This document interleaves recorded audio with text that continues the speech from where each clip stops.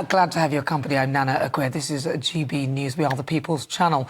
But there's always something going on in the royal household, and this week has been no different. And every Saturday, I love to give you a rundown. And who better to do so than royal biographer Angela Levin.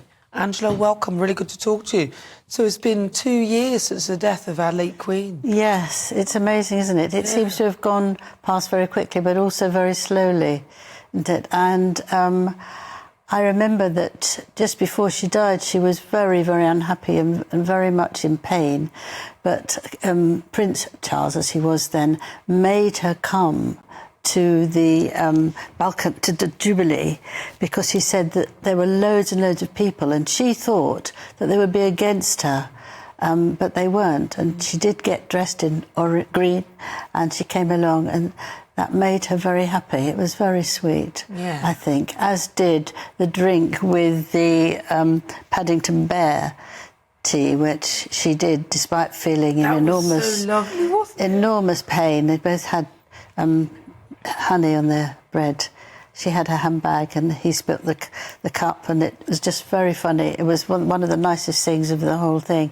And that was lovely. So it was a shame that the two people who did upset her very much was Harry and Meghan, ringing her, being unkind, doing films and books that were very unkind. And she'd lost her husband nearly 2 years ago before. Yeah. So she really sank after that because they'd been so close. And you could see it happening. And I think it was very cruel because they knew that she had cancer of the bones. And do we know that they definitely knew? Yes, because all the royal family were told about it well before. They didn't leak it, but they did know it, and a little courtesy would have been accepted. Well, I thought it was old age that she died of ultimately. No. So it was definitely that? Yes, it was definitely that. Oh. And the old age didn't help. I mean, my goodness.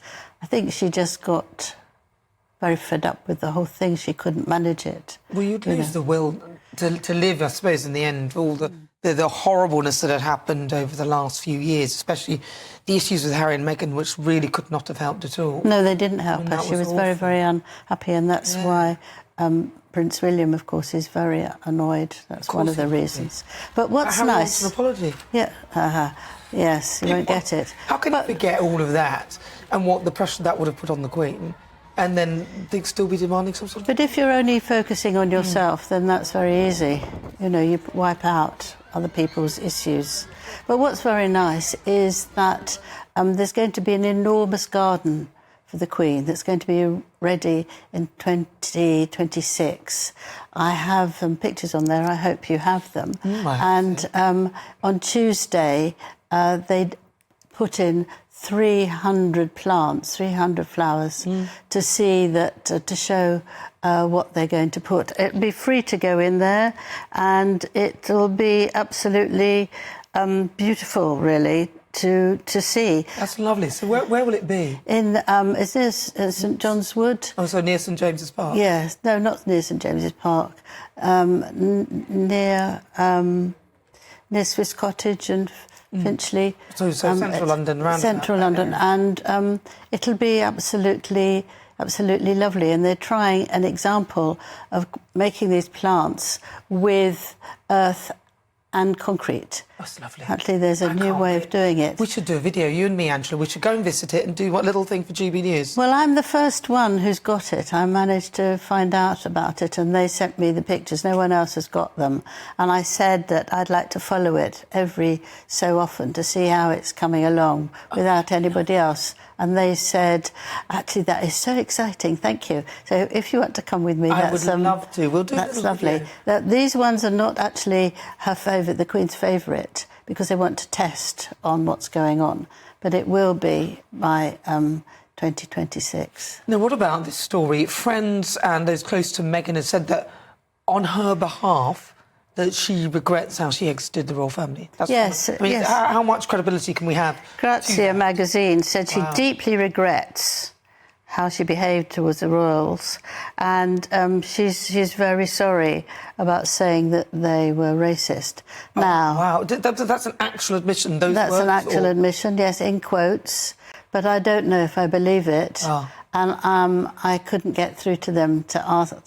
They wouldn't answer that question. And but in any case, it's much too late, isn't it? Everybody's learnt that was nonsense, and it's no longer listened to. But it was very, very cruel, and I think the Queen, who'd heard that, was very painful for her, because the one thing she wasn't was racist in any way or any form. Well, and obviously Meghan isn't here to defend herself on that, and the magazine you couldn't speak to confirm that is a true thing. But it is interesting that something like but what is true about Meghan is that her trademark has been refused. They think it's been very carelessly done, and this America Riviera orchard, which you like saying so much, and I can't remember, she's not allowed to use that because a part of the area is that, and she can't own an area. Of course not.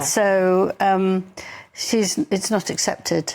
So it's very interesting that they think it's been done very carelessly, and you'd think that when you want to do such a big deal, you start with doing that first, and then you send 50 jam jars away, but you don't do it before you've got everything sorted. Never do that. No. Now, what about this? This is a big story, I think. Harry being dropped out of the councillors of state, which means that for the first time he can't actually take over paperwork or take over a visit for the King, so he can't...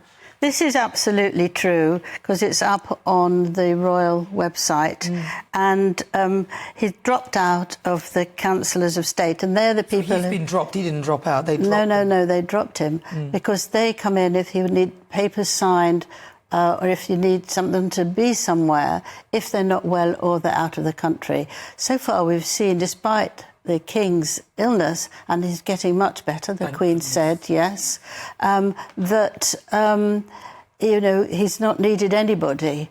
But this is true, and it's approved by Parliament, and that's it. Now, the interesting thing is that Beatrice has gone on at the last one. It's always to do with hierarchy. So they've done all the hierarchy, but no sign of Harry. And this is, I think, their slow way of actually pushing him out, because he wants to have a home here in Windsor, and that would mean he could be a councillor of state, because you have to have a home in this country. Yes, but now, even if he gets it, he won't be on the list. This is very It's very sad. It's very, yes. Yeah. Quietly, they haven't said anything, they don't argue with him, they just get on. And a lot of them are very busy and doing all sorts of things, and they don't actually get too upset, because I think you have to close your mind about it. And let's hope he'll learn.